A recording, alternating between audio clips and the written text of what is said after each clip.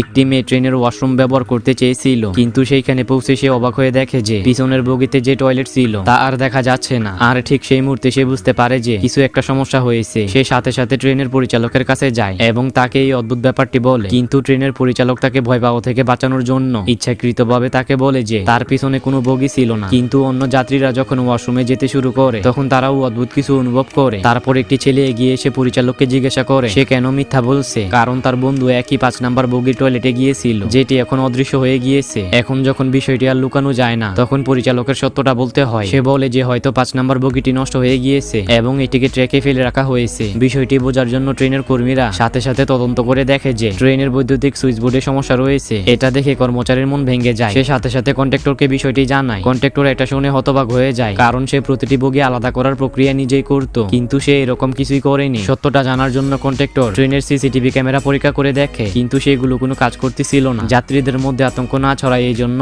Contractor কর্মীদের সত্য গোপন করতে বলে, কিন্তু তারা জানতো না যে ট্রেনটি ধীরে ধীরে একটি অন্ধকার সুড়ঙ্গে প্রবেশ করছে। হঠাৎ ট্রেনের ভিতর থেকে কিছু ভৌতিক শব্দ আসতে শুরু করে, আর পরের মুহূর্তে এই বগিতে বসে থাকা সমস্ত যাত্রীরা অদ্ভুত ব্যবহার করতে শুরু করে। কিন্তু তারপর তৃতীয় বগির দরজায় দাঁড়িয়ে থাকা একটি মেয়ে চতুর্থ বগিতে একটি ভয়াবহ দৃশ্য লক্ষ্য করে। পরের মুহূর্তে চতুর্থ বগিটি ট্রেন থেকে সম্পূর্ণ আলাদা হয়ে যায়। মেয়েটির চিৎকার শুনে যাত্রীরা বুঝতে পারে যে কি ঘটছে। লোকজন অনুমান করেছিল যে যখনই ট্রেনটি কোনো সুড়ঙ্গের মধ্যে দিয়ে যায় তখন পিছনের একটি বগি অদৃশ্য হয়ে যায়, অর্থাৎ যদি আবার ট্রেনটি সুড়ঙ্গে ঢুকে যায় তাহলে 3 নাম্বার বগিটিও বিপদে পড়বে। যার পরে পালানোর জন্য মেয়েটি তাদের অন্য বগিতে যাওয়ার পরামর্শ দেয়, কিন্তু অন্য বগিতে ধনী লোকেরা ছিল যারা কোনোভাবেই সাধারণ মানুষকে ভেতরে আসতে দেয় না।